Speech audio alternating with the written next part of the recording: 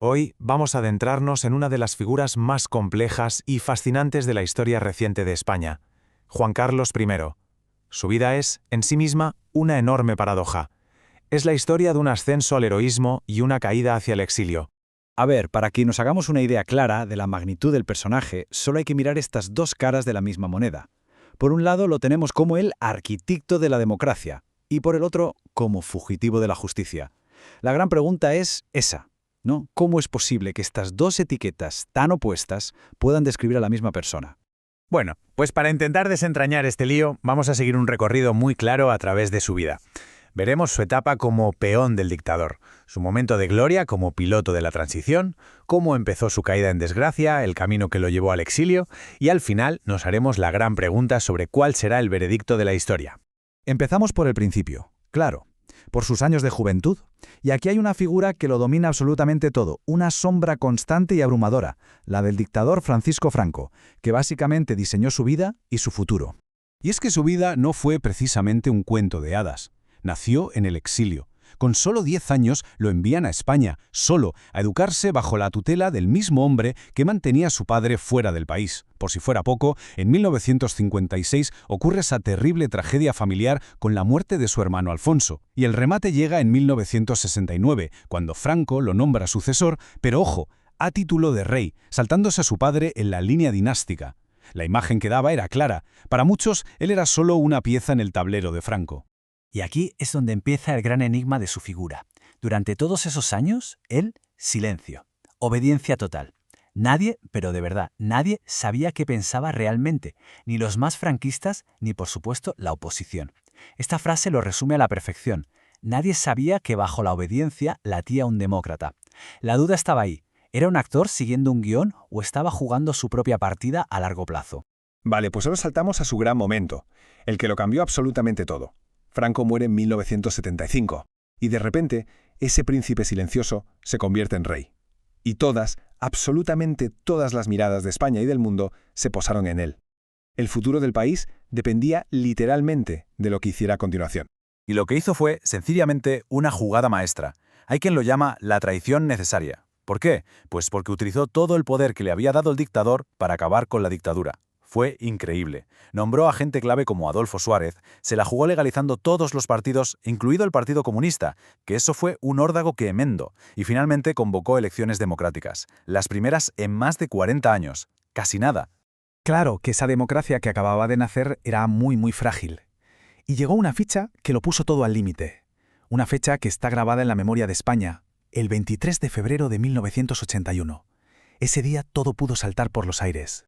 Y la pregunta era esa, así de simple y así de aterradora. ¿Iba a sobrevivir la democracia? El Congreso de los Diputados estaba secuestrado, había tanques en las calles de Valencia. El país entero contuvo la respiración. Era el momento de la verdad para el rey.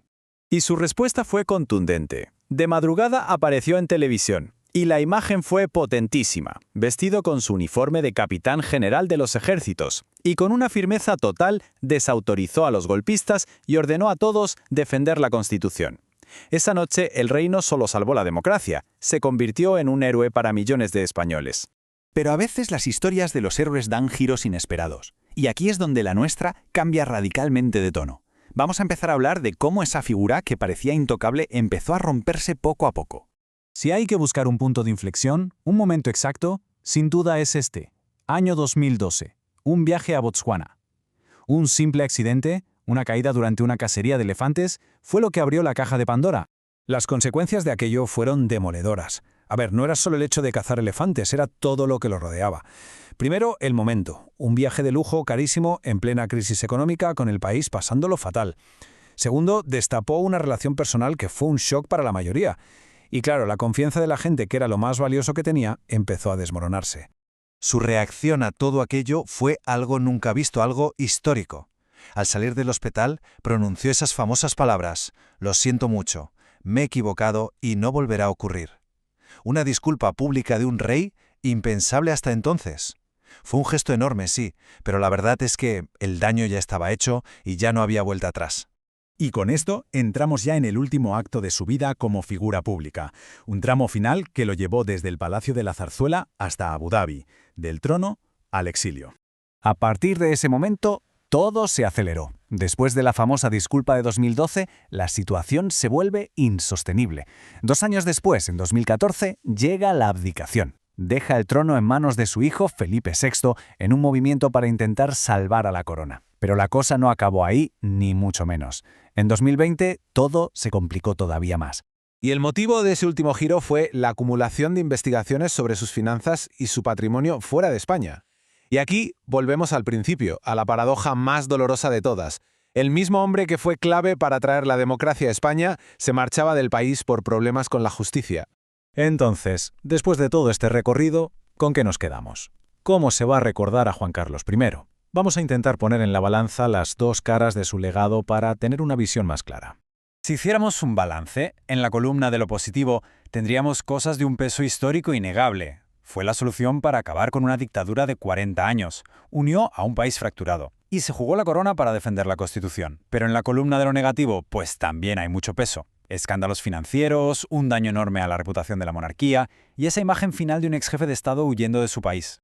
Y todo nos lleva a esta pregunta, que es la que flota en el aire y la que probablemente definirá cómo se le recuerde. ¿Puede un final tan polémico borrar un principio tan heroico? ¿Qué pesa más en la balanza de la historia, el héroe del 23F o el hombre que acabó en Abu Dhabi? La historia de momento no tiene una respuesta definitiva. Y nos deja a todos esa reflexión sobre uno de los legados más complejos y contradictorios de nuestro tiempo.